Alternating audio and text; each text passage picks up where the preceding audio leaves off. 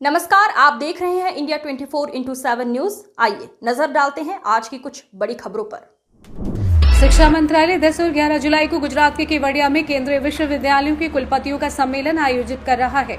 इस कार्यक्रम में केंद्रीय शिक्षा मंत्री धर्मेंद्र प्रधान, शिक्षा राज्य मंत्री डॉक्टर सुकांत मजूमदार और शिक्षा मंत्रालय के वरिष्ठ अधिकारी भाग लेंगे। ये सम्मेलन राष्ट्रीय शिक्षा नीति 2020 के 5 वर्ष पूरे होने के अवसर पर हो रहा है। इसका उद्देश्य विश्वविद्यालयों की प्रगति की समीक्षा और भविष्य की दिशा तय करना है।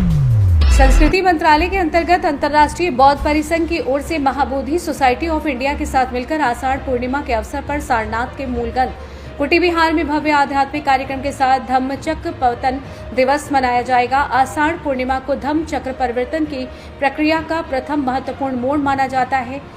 इस दिन भगवान बुद्ध ने सारनाथ के नाम से विख्यात ऋषिपटन मृगादे के मृग उद्यान में पंचवर्गीय को पहली बार उपदेश दिया था। ये पवित्र अवसर वर्षावास अर्थात वर्षा ऋतु में विश्राम की शुरुआत का भी संकेत है। अगले 24 घंटे के दौरान दक्षिण भारत के तेलंगाना, आंध्र प्रदेश, तमिलनाडु, केरल एवं कर्नाटक समेत छत्तीसगढ़, झारखंड में भी मानसूनी बारिश का अलर्ट घोषित किया गया है। कमोबेश ऐसी ही बारिश पूर्वोत्तर के राज्यों असम, सिक्किम, नागालैंड और अरुणाचल प्रदेश के कुछ भागों में दर्ज की जाएगी।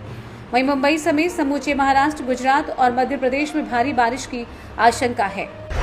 जवाहरलाल नेहरू विश्वविद्यालय में पहली बार भारतीय ज्ञान परंपरा के पुनरुत्थान पर केंद्रित एक वार्षिक एकेडमिक सम्मेलन का आयोजन होने जा रहा है। ये सम्मेलन 10 से 12 जुलाई के बीच आयोजित होगा, जिसका उद्घाटन देश के उपराष्ट्रपति जगदीप धनखड़ और केंद्रीय आयुष मंत्री सर्बानंद सोनोवाल करेंगे। बकमून उत्तरी गोलार्ध में गर्मियों की पहली पूर्णिमा है। इसका नाम वर्ष के उस समय से लिया गया जब नर हिरण या हिरन अपने नए सींग उगाते हैं। खगोलीय डेटा के अनुसार बकमून शाम 4:38 पर अपनी चरम पूर्णता पर पहुंच जाएगा।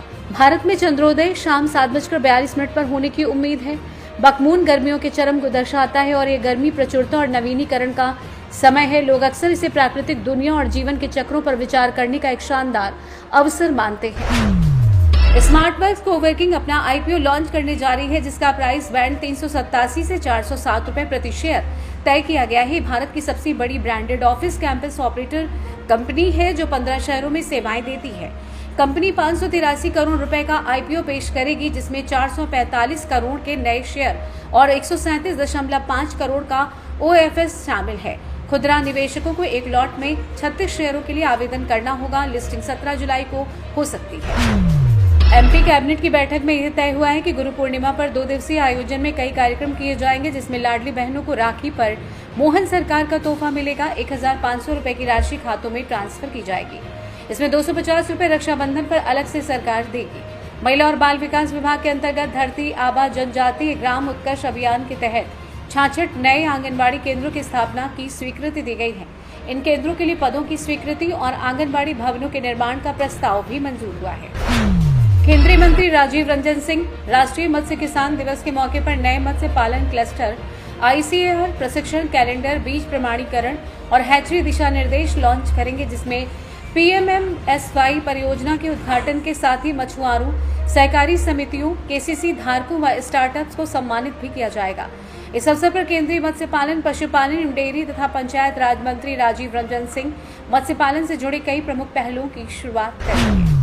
केंद्रीय सामाजिक न्याय एवं अधिकारिता मंत्रालय के दिव्यांगजन सशक्तिकरण विभाग के अंतर्गत एक स्वायत्त निकाय भारतीय सांकेतिक भाषा अनुसंधान एवं प्रशिक्षण केंद्र भारतीय सांकेतिक भाषा का इस्तेमाल करके बधिर छात्रों को अंग्रेजी सिखाने के सर्वोत्तम तरीकों पर एक राष्ट्रीय कार्यशाला का आयोजन कर रहा है। ये 2 दिवसीय ऑफलाइन कार्यशाला 10 से 11 जुलाई 2025 को इंडिया इंटरनेशनल सेंटर नई दिल्ली में आयोजित की जाएगी। देवघर में गायत्री परिवार द्वारा गुरु पूर्णिमा महोत्सव का आयोजन किया जाएगा। इस अवसर पर गायत्री हवन यज्ञ, यज्ञोपवीत, गुरु दीक्षा और अन्य संस्कार निःशुल्क कराए जाएंगे। शक्तिपीठ के व्यवस्थापक रणवीर सिंह चौधरी ने बताया कि इस पावन अवसर पर पंचकुंडी गायत्री महायज्ञ, पर्व पूजन, गुरुचरण पादुका पूजन, गुरु दीक्षा, विद्यारंभ संस्कार, पुंसवन संस्कार सहित कई धार्मिक अनुष्ठान संपन्न होंगे। कार्यक्रम के बाद सभी श्रद्धालुओं के लिए महाप्रसादी की भी विशेष व्यवस्था की गई है। फिलहाल खबरों में इतना ही। जुड़े रहिए इंडिया 24x7 न्यूज चैनल के साथ। नमस्कार।